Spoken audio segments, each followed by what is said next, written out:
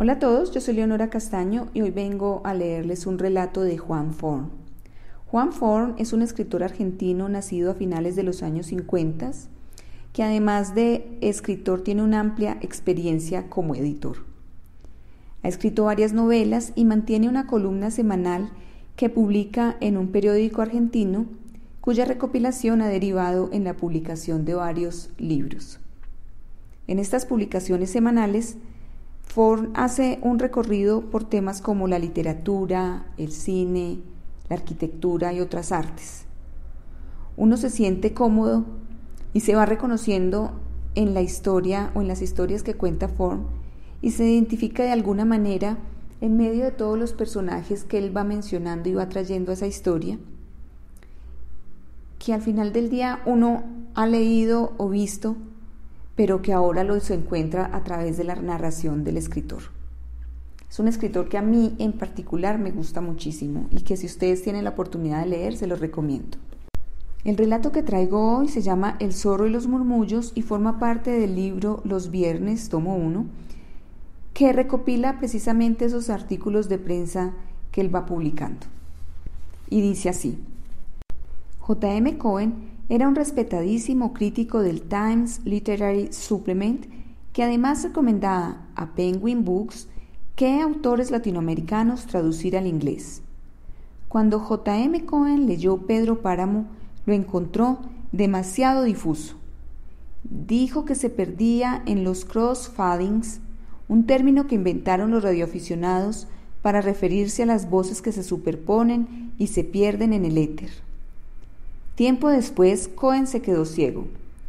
El mexicano Jaime García Terrés fue a visitarlo a su casita en las afueras de Londres y el inglés le contó que había vuelto a leer el libro de Rulfo en braille y estaba maravillado. Veía todo.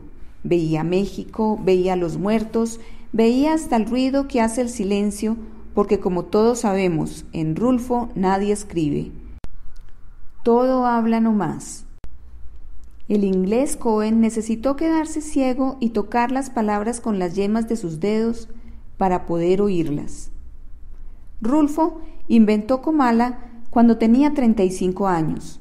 Era vendedor itinerante de cubiertas Goodrich y le tocó pasar por su pueblo natal en Jalisco, uno de esos caseríos de las tierras calientes que van perdiendo hasta el nombre. Primero fue San Gabriel, luego Venustiano Carranza, luego nada. De 2,000 habitantes no quedaba ninguno. Las casas estaban abandonadas y cerradas con candado, pero a alguien se le había ocurrido sembrar de casuarinas las calles de pueblo. Sin gentes en las calles, se notaba mucho más cómo soplaba el viento, un viento hirviente que secaba hasta el alma. Las casuarinas aullaban y de golpe Rulfo sintió: son los muertos que hablan con los que van llegando, los que acaban de morir. Así se le ocurrió Comala, el pueblo de Pedro Páramo. El comal es un recipiente de barro que se pone entre las brasas y sirve para calentar las tortillas. Pero Comala estaba sobre las meras brasas de la tierra, explicó Rulfo después, con timidez o desilusión de que no fuera obvio para sus lectores. El calor es tanto en Comala que los que allí mueren, al llegar al infierno, regresan por su cobija. Rulfo era de ese pueblo, aunque no hubiera nacido allí. En México se dice en voz baja que lo llevaron a nacer a un pueblo más grande, Sayula, y hay quien sugiere que fue a Guadalajara misma. Ni se apellidara Rulfo, en sus documentos era Juan Nepomuceno Pérez Vizcaíno, ni hablaran como él decía los campesinos de aquella región. Sus compadres escritores se le reían en la cara de esa línea del llano en llamas en que una vieja con bigote le habla a su hombre de otro hombre mejor y le dice: dejó sin vírgenes esta parte del mundo y lo hizo por pureza, por no ensuciarse con el pecado. Cuando tenía 5 años, Rulfo vio cómo traían a su padre muerto a horcajadas de un caballo con un balazo en la espalda. A los 9 vio morir a su madre. Descubrió los libros en casa de su abuela. Los había dejado un cura que aulló cuando empezaron las guerras cristeras. Pero el niño Juan casi no tuvo tiempo de leer ninguno porque lo mandaron a un internado y de ahí a la capital, cuando cumplió los 18. No servía para milico, ni para abogado, ni para cura, así que fue empleado público, burócrata de escritorio en el Departamento de Migración. En el DF no conocía a nadie, así que se quedaba escribiendo, como platicando conmigo, cuando los demás se iban de la oficina. Un día de 1940 fue a hacer sus papeles María Luisa Bombal, la escritora chilena. Rulfo tenía 23 años y le cayó tan bien. Eso tiene la burocracia mexicana. Fomenta involuntariamente la amistad, que ella le dejó un libro de regalo, La última niebla. Cuando la Bombal volvió a retirar su documento sellado, venía con Dolores del Río. La oficina entera revoloteaba alrededor de la actriz.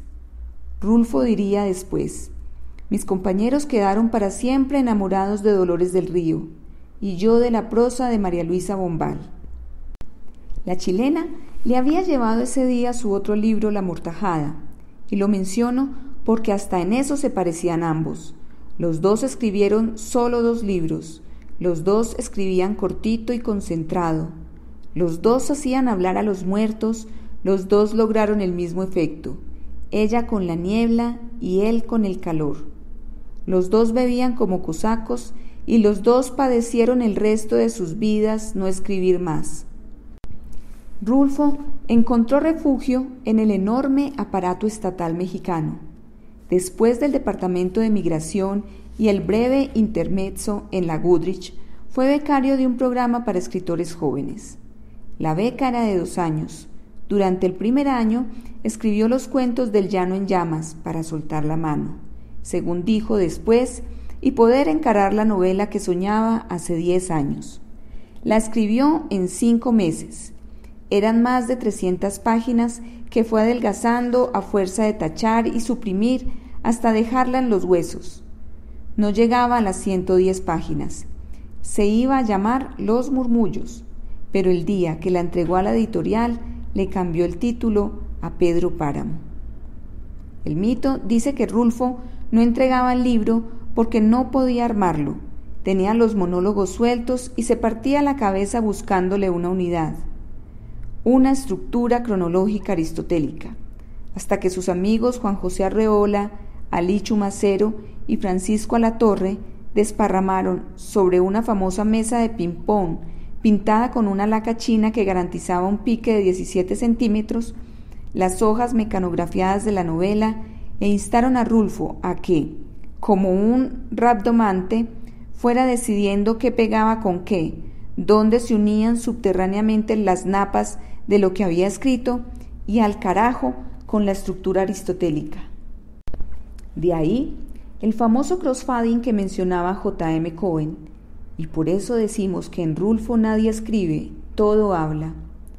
Lo más difícil que tuve que salvar para escribir Pedro Páramo fue eliminarme a mí mismo de la historia, matar al autor, que por cierto es el primer muerto del libro. Lo cierto es que Rulfo no escribió más, pero a diferencia de Rimbaud y de Salinger, no se escapó a ningún lado, se limitó a refugiarse en el Estado mexicano, esta vez en el Instituto Nacional Indigenista, donde se pasó más de 20 años corrigiendo anónimamente los errores históricos y antropológicos de las publicaciones del instituto. Así que padeció de cuerpo presente la maldita pregunta, desde que publicó sus 2 libros en 1953 y 1954 hasta que murió en 1986. Miguel Briante convenció a la revista Confirmado en el 68 para que lo mandaran a México a entrevistarlo, y después contaba que, delante de Rulfo, se sintió igual que Walsh delante de Morricone en el cuento Esa mujer. El dónde, coronel dónde, con que Walsh exigía saber dónde estaba enterrada Evita, era él, cuándo, Juan, cuándo, de Briante exigiendo a Rulfo que publicara de una vez esa famosa novela, La Cordillera, que llevaba 10 años escribiendo. Para protegerlo, porque era igual de chiquitico que Rulfo y casi igual de genial, Augusto Monterroso inventó la fábula del zorro, aquel que escribió 2 libros muy celebrados y pasaron los años y no publicaba otra cosa, y todos comenzaron a murmurar, y cuando lo encontraban en los cócteles se acercaban a decirle que tenía que publicar más. Pero si ya he publicado 2 libros, decía con cansancio el zorro. Y muy buenos, le contestaban, por eso tienes que publicar otro. Y el zorro no decía nada, pero pensaba que en realidad lo que la gente quería era que publicara un libro malo. Y como el zorro era zorro, no lo hizo. Y hasta aquí va el relato. Soy Leonora Castaño y les envío un abrazo. Si les gustó el cuento, no olviden darle like. También pueden seguirme en mi canal de YouTube, El Cuarto de Atrás Leonora Castaño, para que me encuentren más fácil. Y ahí encontrarán todos los audios y los videos que he grabado a lo largo de la cuarentena. También pueden seguirme en mi podcast, El Cuarto de Atrás, en Spreaker o Spotify. Gracias.